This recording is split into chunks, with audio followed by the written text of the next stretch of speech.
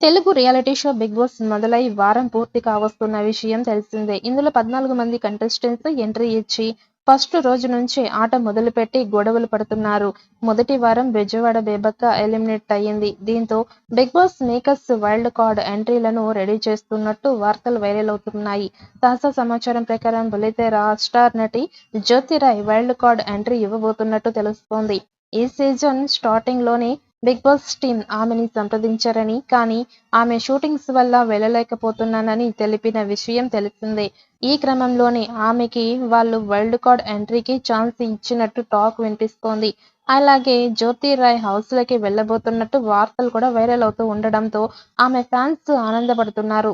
కాగా జ్యోతిరాయ్ బుల్లితెరపై గుప్పెడంత మనసు సీరియల్ ద్వారా ఫుల్ పాపులారిటీ సంపాదించుకుంది. ఇందులో సంప్రదాయం లుక్లో కనిపించి అందరినీ మంత్రముగ్ధుల్ని చేస్తుంది. అలాగే సోషల్ మీడియాలోనూ యాక్టివ్గా ఉంటూ పలు పోస్టర్స్ పెడుతూ ఉంటుంది.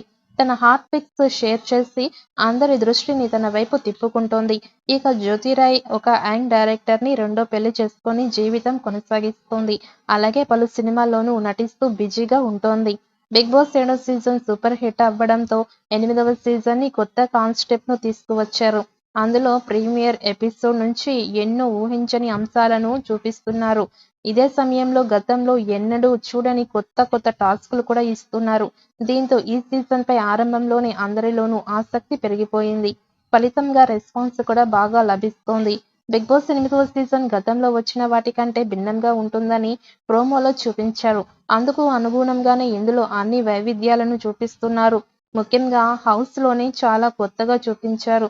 అలాగే మొదటి నుంచే ఇందులో ఎన్నో సర్ప్రైజ్లు, ట్విస్టులు, షాక్లు ఇస్తున్నారు. ఫలితంగా ప్రేక్షకులకి వినోదాన్ని పంచుతున్నారు.